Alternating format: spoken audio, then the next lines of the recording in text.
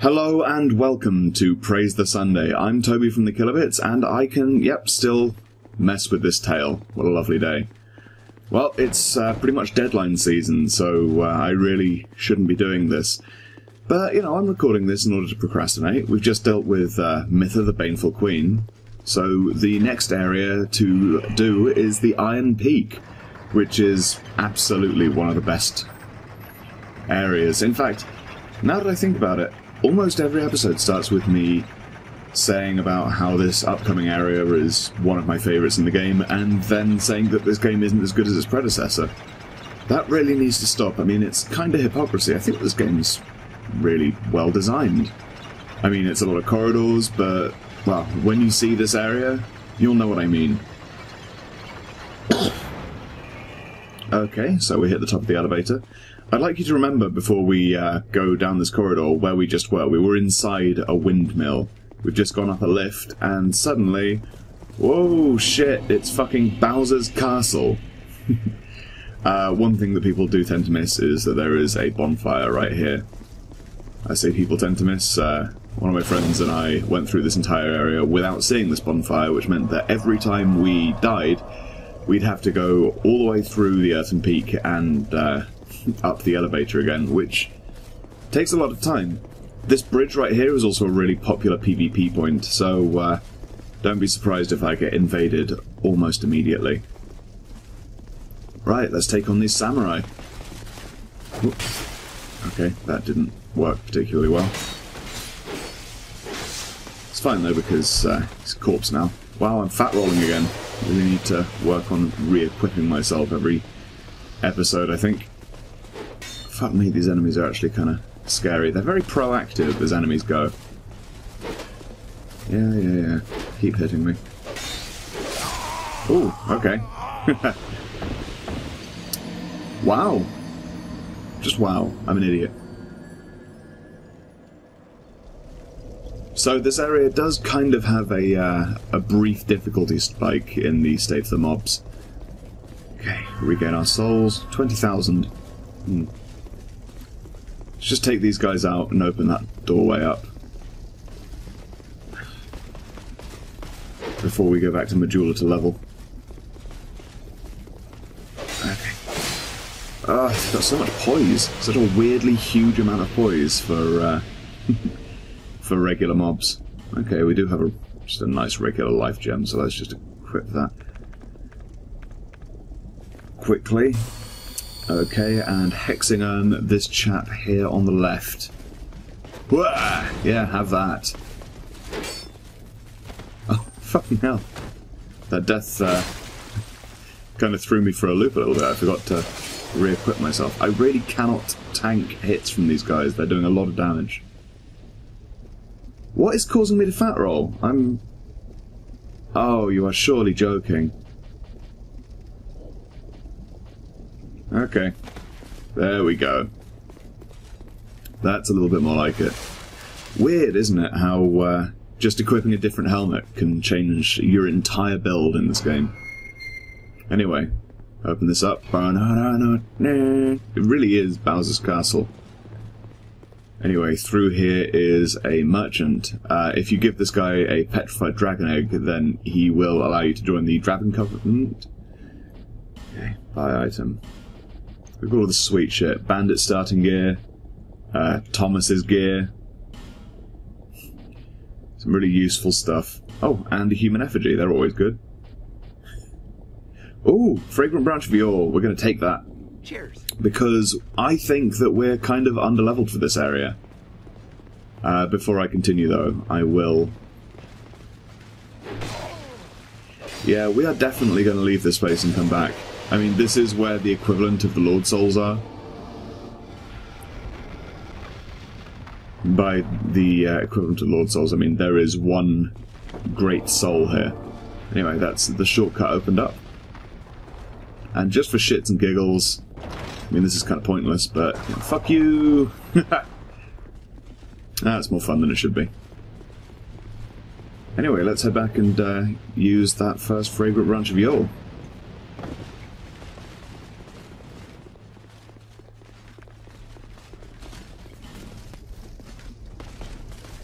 Jesus. Okay, so that was a pointless little teleport. First things first, back to Majula. Come on. Okay, now that we're back, let's level up a little bit. Okay, level up. We really need to... this is it, isn't it? Yeah. We really need to up our equipment load a couple of points. Just so that we can equip more rings and still retain that medium roll. Anyway, oh yeah, let's actually do that now that we've done it. Sorry, my mind's kind of all over the place right now. Yes, there we go. 4 rings. One of them being the Ring of Thorns, always useful. And we've still got the ability to med roll.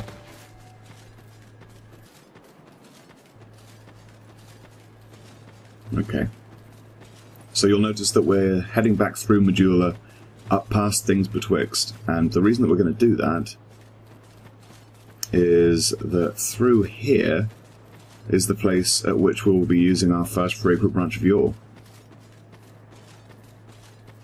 I mean, really I should be going back to No Man's Wharf, but it's always best to do a little bit of housekeeping, you know? Especially when you consider that the housekeeping we're going to do is freeing this lady. Actually, let's cut down the ambush a little bit. Okay.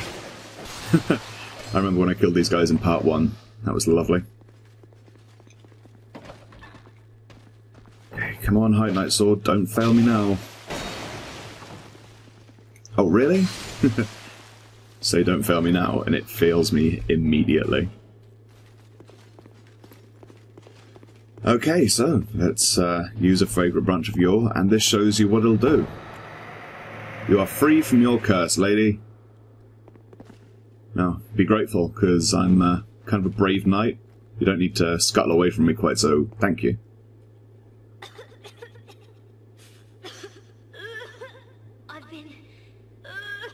Oh, poor girl. Okay. Okay, now we can talk to her. Right, thank you for this prism stone. Okay, we can actually give her some armor right now. Okay, let's give equipment. What do we have that's suitable for her? Nothing really. But let's cover her modesty a little bit, you know? Give her just something nicer to wear, really. It's the important thing. Okay, that'll do. Next time we talk to her, she'll be in Majula. In fact, before we do anything else, we really, really want her to move. Just because, well, opening up this triggers an attack from a basilisk and a bunch of poison assholes. But, you know what? I did say that we should go back and do No Man's Wharf, so we'll probably end up doing that instead. Now, the reason that I went back and talked to her is that we do have to quit the game and come back, or go and do another area and come back before she'll move. So, you know, this is all planned. Yeah, I'm totally not just chickening out because I hate that area. Wink wink, nudge nudge. Or is it the other way around? Who knows? I'm sorry if I seem indecisive. Like I said, deadlines are looming. It's not really the best mindset to be continuing LP, and in fact, I probably should have just posted up that PvP video I did. Still, no matter. We can always head over to the No Man's Wharf, which, by the way, is the best area. Now, I know that I said that I should stop praising areas in this game, but this one really is the actual fucking best. Like, this is back up to Demon Souls levels of awesome intricacy. Ooh, and we can summon here, because I just retorted to human. Let's do that. Let's go through here with a pal. Okay, summoning Phantom. Might get a little bit of a head start on him. Now, why do I love this area so much? Well, 1, it's pirate-themed, and pirates are kind of fucking awesome. 2, it's one of the few areas in the game where light and dark actually really play a very important role. And 3, I'm from Cornwall, so growing up on and around boats, Oh, brilliant. Something actually worked. It's really, really fucking excellent to see. I'd call it representation, since we're an ethnicity now, but I'm totally not going to, because that's utterly retarded. Sorry, ridiculous. Retarded is ableist, shouldn't use that word. Okay. Slicey, slicey. You'll notice as well that we're seeing these Varangian guard enemies who, well, they're kind of cool in themselves. I mean, the word Varangian has vague connotation. Wow! Well done, Elite Ghost. Just 10 out of 10, 8 out of 8 murdering there. Okay, so they're Varangian, which they were a unit in the Greek military who were sort of sellswords from other countries. And they'd be used... You know what? Talk to Rick about this. He knows way more about history than I do. You'll notice that one of them threw, like, a black powder bomb at me that didn't ignite. Now, the reason for that is probably the reason that No Man's Wharf is quite so genius, in my opinion. Like I said, light and dark really come into play here, and the reason for that isn't actually so much in level design as it was in Tomb of the Giants, but it is in enemy placement and the actual function of the enemies. There's these really weird, like, lanky, tooth-filled horrors that lurk in the darkness, and they cannot stand light. Oh, okay, I was still covered in powder. Now... Okay, I'll find one. Okay, there's one. This guy will shy away from my torch. See? He can't handle it at all. And that's excellent. But when I use my torch, I make myself vulnerable to those black powder attacks, because the black powder needs a flame to ignite. Which means that you've got to choose whether or not you want to... Ooh! use a shield and be able to actually deal with these black powder attacks, or whether or not you want to fall prey to those terrifying toothless horrors that just wait and make me really uncomfortable every time I see them. There's also barrels and barrels and barrels of black powder just sort of lying around, which means that using a torch in this area is a really risky strat. One thing that will, however, alleviate this is that this area also uses a Pharos' lockstone. See, this whole area is just so bloody well thought out. Anyway, if I use the lockstone, I can show you precisely what it does. Okay, there's arseholes everywhere, so I've got to be very careful. Don't you dare pull out a powder bomb. Do not need you to fuck me over like that. Okay, here it is, the Pharos' lockstone. We sippy? So we're going to probably head back to the bonfire. Yes, we will be using a Pharos' lockstone, because... Whoosh! There we go! The area is now lit up. That means that I basically no longer have to use a torch. Personally, I would have put that Pharos' lock later in the level, because then it would have forced players to... would have forced me into utilising my torch for the majority of this, rather than just allowing me to sacrifice a lockstone, which, you know, they are a precious commodity, but you can get them as a Covenant item as well. Anyway, should probably not have wasted that last homeward bone back in the back in Bowser's Keep. I'll just wander quickly back on to the bonfire. There we go. Ooh, an item. Lovely! Now, the reason that we're heading back to the bonfire already is that there isn't a midpoint in this level. I mean, there is, but I'll be able to show you that in more detail in a second. We also need to summon a ghost ship in order to fight the boss, which sounds way less cool than it actually is. I mean, all kinds of games have used ghost ships. Wind Waker's probably the most notable, now that I think about it. Ooh, fucking headshot, staggers you for ages. And it looks like one of those comedy arrow through the head. That's excellent. Okay, take out the Varangian guard.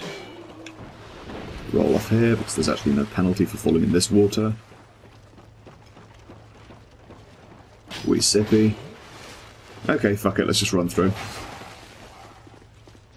These guys will eventually reset back to their positions. Oh, I need to upgrade my stamina. Not used to getting so out of breath so quickly.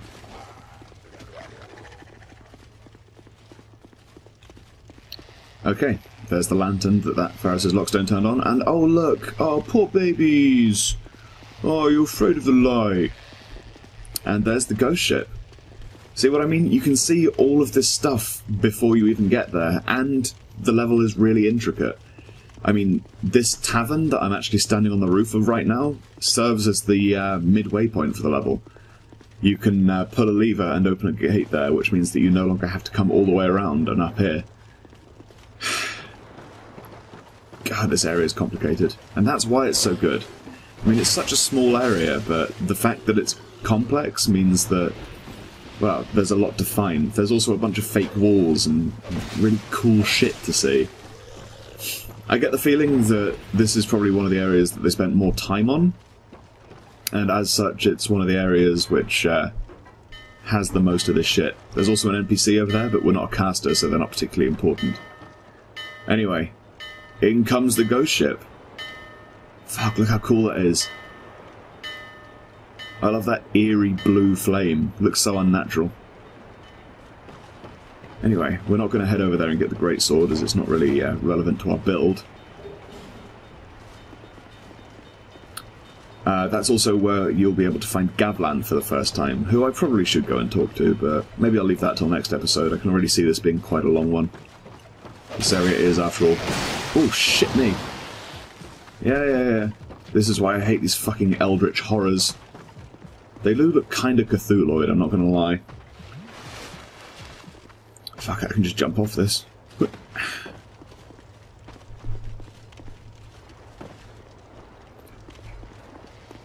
Okay, and now if we head through here... There is a false wall in this room, which we're going to be dealing with, but first... There we go, and I've managed to avoid poisoning. Wonderful. Anyway, this right here, I had no idea. Kaboosh! False wall. Hello, skeleton, and hello, weird phantom from another planet. Damn, I missed the Titanite bug. No matter. I think that this is an Estus Flask shard. I can't remember, though. Royal Soldier's Ring. Oh, that's useful. That's like the FAP ring. Damn. Lovely to be wrong. Still, no matter. There's the Estus Flask shard. I knew I was right. I knew there would be one. Okay, and there we go. Increases maximum load. Could have done with that earlier. Oh well, never mind. Okay, open this door. It's really weird. I'm in the middle of doing my negotiated portfolio and just came from a little tutorial, a sort of one-to-one session with my lecturer, and apparently these videos count towards it as journalism, which is awesome, but I've never really considered this, well, this Dark Souls Sunday at least, to be that journalistic. I mean, it is transformative work, which is why we're allowed to post it, even with YouTube's new stringent asshole copyright laws. Okay, please stop that. Thank you. Open this up. Fire powder and a Titanite shard. Lovely. Oh, these varangian enemies are so cool looking. I mean, they've got that whole sort of horned helmet thing going on, which makes them look kind of Viking-y. Oh yeah, the reason that we're going through this this tavern as well is that one of the starter sets from Dark Souls 1 is down here. And it's nice, you know, I kind of want to collect all of those throughout the game. Okay, open that. There we go. Now we can cosplay as the bandit as well as the warrior, which I gained last video. It is weird to me that Mild-Mannered Pate is just the warrior from Dark Souls 1. Gave me some pause for thought earlier as far as lore goes, but I'm not going to get into some kind of loregasm right now. We're just going to head on through, get into that ghost ship, and kill the Flexile Sentry. You know, get in, get off, get out. Okay, pick this up. Lovely. Is there anything in this world better than finding useful healing items? Okay. These cats think that they're smart. They are not smart. I mean, I'm not smart, but I can see these guys just hanging off the edge of this dog. Which doesn't really seem that... Well, doesn't really seem like the kind of thing a person who doesn't want to be a corpse should do.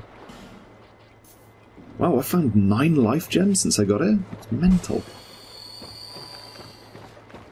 Also, mental, ableist, shouldn't say that. It's amazing how much casual ableism gets by these days. Okay, so I've got these hexing urns equipped. In New Game Plus, there's a guy up here with a twin blade, and he will fuck you up. Just a friendly warning for New Game Plus. Varangian cuffs. Oh, I might get the full set by the end of the episode. That'd be nice. Man, I'm really slicing through these guys. Okay. And there's an archer up there. We're also about to get the Pyromancy flame, which is really awesome. At least I say we're about to. We could die to the Flexile Sentry. I mean, we almost definitely won't, because it's another one of those bosses which is just a dude. But at the same time, you know, it's always good to have them under our belts. I might come back here at the start of next episode and just see the kind of shit that can be done. Anyway, here is the boss room. There's no summon signs around, so I guess... Well, wish me luck, guys. Fucking hell. Do this whole area. Okay, there he is, Flexile Sentry. This guy's actually a pair of lizard men. Which is kind of bizarre. Ow. Ow. Hang on. I wonder how much damage hexing urns do to him. Oh yeah, New Game Plus, there's also assassins in this room. I don't know. I mean, this guy is just a mob later on. Like, you'll just see another one in the Shaded Woods area. It kind of baffles me as to why they thought that he was sort of boss-worthy. I mean, I'm not going to get too big for my britches. I could still very easily die. I mean, I'm in a room full of water, wearing kind of armour that's a little bit too heavy. I've not optimised my rings. I'm not using a particularly good weapon. But fuck it. He's just a dude. Well, he's a pair of dudes. What do you call these sort of conjoined twins if they've got 2 bodies and only 1 pair of legs? Is this one guy? Is it a separate guy? Or what's the whole penis situation here? If you have any idea as to what the penis situation is on the Flexile Sentry, please leave a comment. I need to know. Okay, just going to run around with the shield up, pop another life gem. Also, I'd like you to just notice how good the goddamn lighting is in this area. Fuck me, it's just such a... Oh, I loved you, No Man's Wharf. We needed some kind of, like, gaping dragon-esque, you know, maybe a Leviathan or something. That would have been really cool. Didn't need our boss just to be a dude in armour. Hang on, am I stabbed? Oh, I'm stabbed! Oh, I'm stabbed as fuck! Never even seen that attack before. Okay. Popped a life gem. Oh man, I need to hurry up and write that essay. Good thing I've got time now that this thing's a corpse. Praise it! Okay, I'm sorry, that was really, really obnoxious. Okay, so we've got a soul, and we've got the other entry to the Lost Bastille. In fact, this is kind of the main entry. I found the Pursuer one first, so I was very, very confused, but this is the way in. Anyway, if you've liked this episode, don't forget that you can hit those like and subscribe buttons if you feel like it, no pressure. You can also find us on Twitter at twitter.com/thekillerbits, and on Facebook at facebook.com/thekillerbits. Whew. Man, this has been exhausting. Thanks for watching, guys. Bye.